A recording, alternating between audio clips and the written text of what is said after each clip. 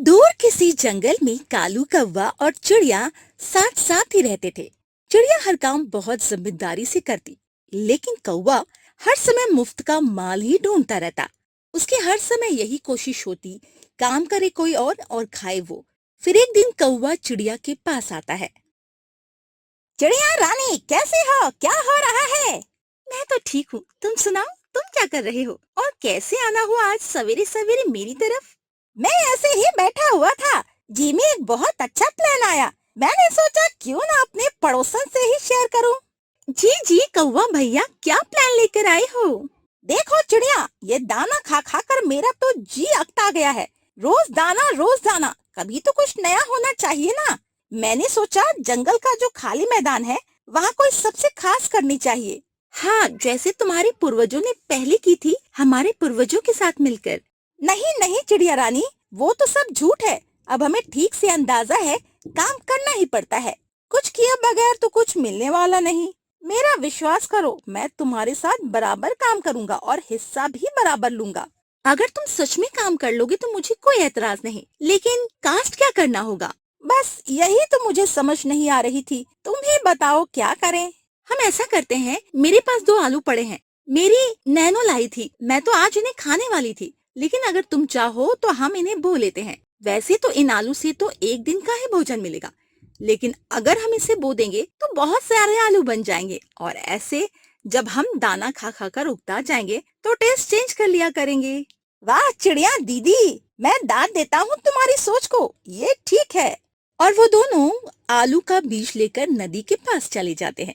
कौवा भाई, आप ऐसा करोगी? अपने सरपंचों से जमीन को थोड़ा नरम करो ताकि हम आलू इसमें रख सके, और पानी का बंदोबस्त मैं करती हूँ।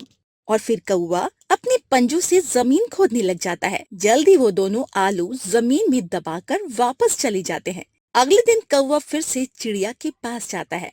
चिड़िया दीदी, आज का क्या काम है? आज सिर्फ पानी ही देना है। फिर चले हम, अभी तो धूप भी नहीं है, सुबह सुबह जल्दी काम खत्म कर लेंगे। और वो फिर से नदी की तरफ चले जाते हैं, और वो नदी से पानी लेकर जिस जगह बीज बोए थे वहाँ डालते हैं, और वो ऐसे कई दिन तक मिलकर काम करते रहते हैं। अब पौधे बड़े हो गए हैं, कुछ ही दिनों में हमारी फसल तैयार हो जाएगी। लेकिन चिड़िया दीदी, हमें पता कैसे चलेगा कि फसल तैयार हो गई है?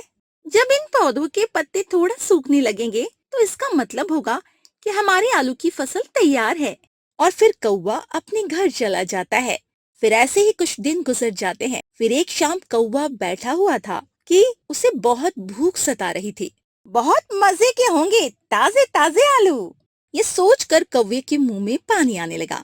अगर मैं एक पौधे से आलू निकाल कर खा भी लूं, तो कौन सा चिड़िया को पता चलेगा? ऐसा सोचकर कौवा नदी की तरफ चला जाता है और एक पौधे को थोड़ा सा खोदकर अपनी भूख मिटाता है और जल्दी से वापस हो लेता है। अगले दिन चिड़िया जब इन पौधों को देखती है तो कौवे से कहती है, कौवा भैया, क्या ये जमीन तुमने खोदी है? नहीं नहीं, तुम्हें ऐसे ही महसूस हो रहा है, ये पहले से ही ऐसी है। शायद मुझे ऐसा ही लगा। चिड़िया और कौवा अपनी फसल को देखकर वापस हो लेते हैं। अब तो कौवा हर रोज शाम को जब चिड़ियाघर चली जाती तो चोरी से वापस आता और 1-2 आलू निकाल कर खा लेता। लेकिन चिड़िया बेचारी को कुछ पता नहीं चलता। आखिरकार वो दिन आ ही गया जिसका चिड़िया को इंतजार था। कौवा भैया, मैंने देखा है, अब पौधे सूख रहे हैं और हमारी फसल भी अच्छी तरह तैयार हो गई है। कल हम अपने आलू जमीन से निकाल कर समेट लेंगे। बहुत इंतजार किया, और हाँ, कल थोड़ा जल्दी जाना होगा। जी चिड़िया दीदी, मैं जल्दी आ जाऊंगा। जैसे ही चिड़िया जाती है कौवा ऐसे सोचता है, कल तो मिलेगा अपने हिस्से का माल, क्यों ना आज फिर 1-2 आलू खा जाऊं, जो इतने दिनों से नहीं पता चला चिड़िया को, तो आज कौन सा चिड़िया को पता चलने वाला है। और कौवा फिर से नदी की तरफ चला जाता है।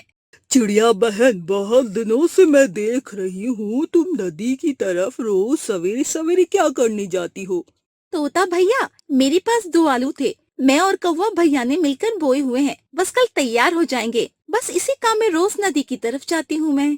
कौवे से हिस्सेदारी, तुम्हें तो पता है उस कौवे का। नहीं नहीं, इस बार कौवे ने मेरे साथ सारा काम करवाया है। क्या कौवा शाम को जाता है काम करने नदी की तरफ? नहीं नहीं, हम सुबह इकट्ठे ही जाते हैं काम करने। अब मुझे समझ में आई तो वो रोज शाम को नदी की तरफ क्यों जाता है। शाम को? हाँ, जब तुम घर लौट आई हो तो कौवा हर रोज उधर जाता है। मैंने कई दफा देखा है उसे। अगर तुम्हें मेरी बात पर विश्वास नहीं होता तो चलो जाकर देखते हैं। अगर ऐसा है तो चलो हम दोनों चलते हैं। तोता और चिड़िया नदी की तरफ चले जाते हैं। कौवे अपनी मेज पर बैठा आलू खा रहा था कि चिड़िया और तोता भी पहुंच जाते हैं। क्या कह रहे हो तुम, कालू कौवे शाम को यहाँ? कौवा अचानक से चिड़िया की आवाज सुनकर चौंक जाता है। मम्मा, मुझे तो तुम पर पहले से ही विश्वास नहीं था, लेकिन मैं फिर भी तुम्हारा विश्वास किया, लेकिन तुमने मुझे फिर से धोखा दिया। कौवे के पास बोलने को कुछ नहीं था, वो शर्मिंदा था। कोई छोड़े भी है या सारे खा लिए तुमने निकाल कर? नहीं, आज ही आया था, पहले तो कभी नहीं आया मैं। तुम रोज शाम को आते हो? तोता भैया, आपका हमारे साथ आना बहुत अच्छा था। मुझे पता है ये कालू मुझसे फिर लड़ाई शुरू कर देगा। अगर कुछ आलू निकल भी जाए तो वो मुझे नहीं देगा। फिर वो वापस लौट जाते हैं। अगले दिन चिड़िया कौवे के पास जाती है। चलो अभी कालू, अगर कोई बच गया है अभी तुम्हारे पेट में आलू तो निकाल ले जाए। चलो चलो दीदी, अब ज्यादा शर्मिंदा ना करो।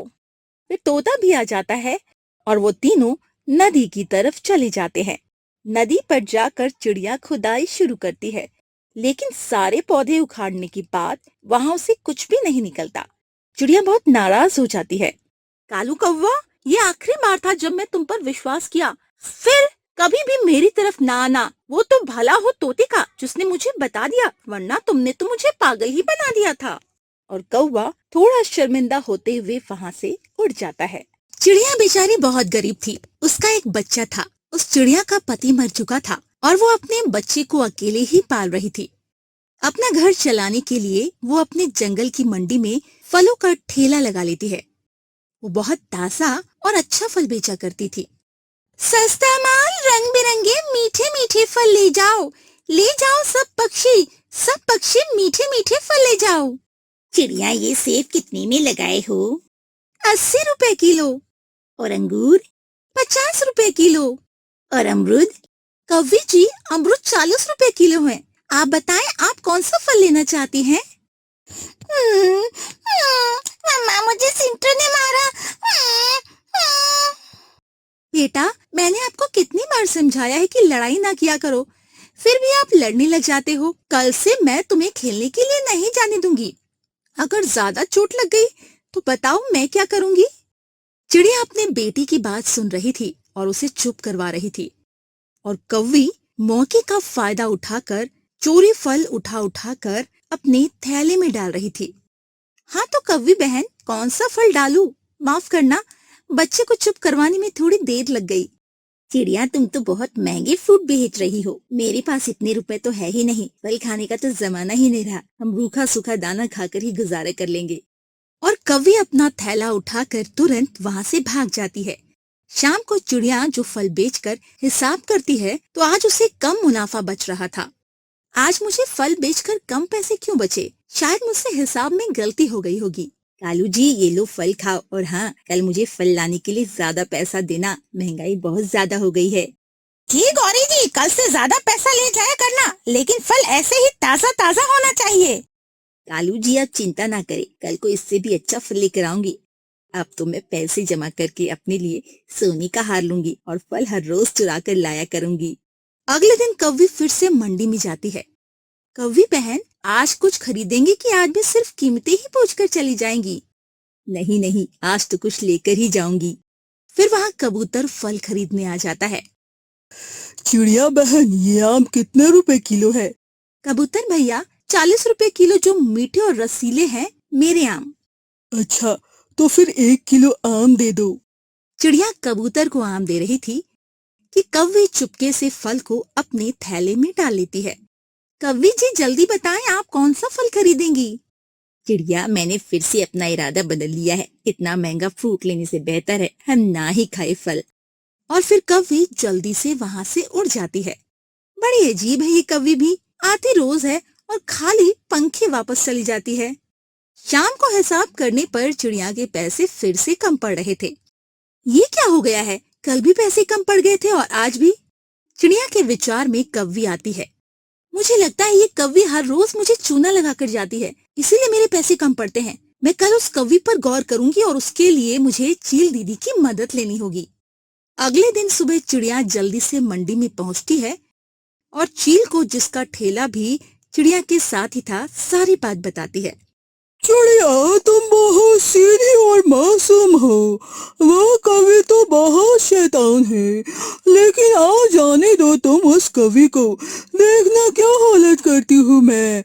उसका अगला पिछला सब हिसाब चुकता करके ही भेजूंगी उसे। फिर आहिस्ता आहिस्ता मंडी में ग्राहक आना शुरू हो जाते हैं।